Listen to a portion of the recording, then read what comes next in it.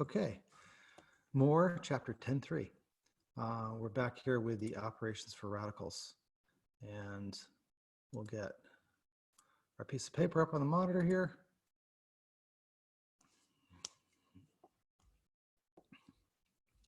So multiplication with radicals. This is, you might want to think of this as being similar to distribution. So with addition, we had to worry about common denominator or common like terms. We don't have to worry about that with multiplication, but we do often have a lot of things to keep track of. So I want to relate this to things you've done before, just basic distribution. If we were to multiply 2x times this binomial, we would have 2x squared minus 10x, right? Just distribution. Here, you might want to think of, FOIL or however else you want to think about distributing two binomials. We're going to multiply the x times both pieces, and then we're going to try and multiply the 3 times both pieces. And sometimes we have to combine like terms with that. So we're going to wind up with x squared plus 4x plus 3x plus 12, which winds up x squared plus 7x plus 12. It's a good spot to review that because we're going to be doing this in chapter 8. But you've done a little bit of that to start off with anyway. So here we're going to multiply root 11 minus 2 by itself. So this is really root 11 minus 2 times root 11 minus 2. And we're going to distribute the root 11, and then we're going to distribute the negative 2. So root 11 times root 11 is 11. Root 11 times negative 2 is minus 2 root 11. Negative 2 times root 11 is another minus 2 root 11. And negative 2 times negative 2 is positive 4. Well, in this case, these two things combine.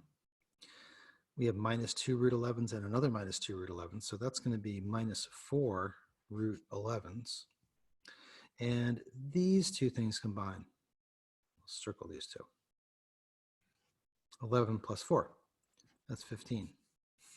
So that's the way that one works. All right, when we multiply root 11 minus 2 by itself, we wind up with another 2-degree expression, 2-term expression, not 2-degree, 2-term expression. All right, I'm going to change pens because this one seems to be running out. So let's go to blue. All right, so root 6 minus 2 root 3 needs to be multiplied by 4 root 3 plus 3 root 6. We're still going to use FOIL again, or distribution of two binomials. We're going to be multiplying the root 6 times both of these terms over on the other side, and we're going to multiply the negative 2 root 3 by both of those terms. Let's see what happens here, and then we might have some simplification to do. Root 6 times 4 root 3. So that's going to be 4 root, well, it's going to be 4 root 18, because 3 times 6 is 18. So I'm just going to write it down as 18.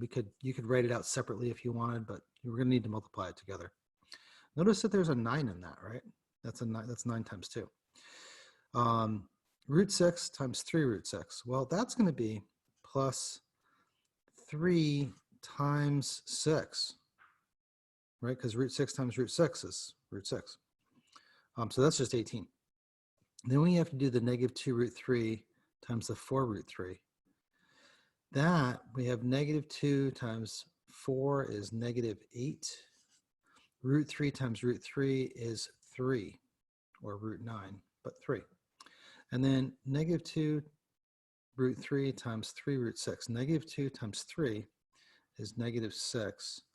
Root 3 times root 6 is root 18. Okay, this is 18.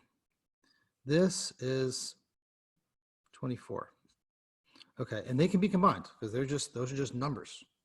This happens to be a negative, so we got to keep track of that negative. So we have negative 6 from those two things. These two things become negative 6. And then here we have 4 minus 6 root 18. That means we have negative 2 root 18. And we can't leave it like that because that root 18, remember root 18 is root 9 times root 2. So this is 3 root 2. Therefore, we have negative 6 minus 2 times 3 root 2, or we want to think of that as negative 6 minus 6 root 2. And then we are done. All right. More in the next little section. We'll talk about some fractions with this stuff, some dividing, and also the conjugate, which will be new. So let me see if I can figure out how to turn this off. Let's see. Blah, blah, blah. Oh, here we go. Oh, no, that's not even that either. Okay, see you guys later.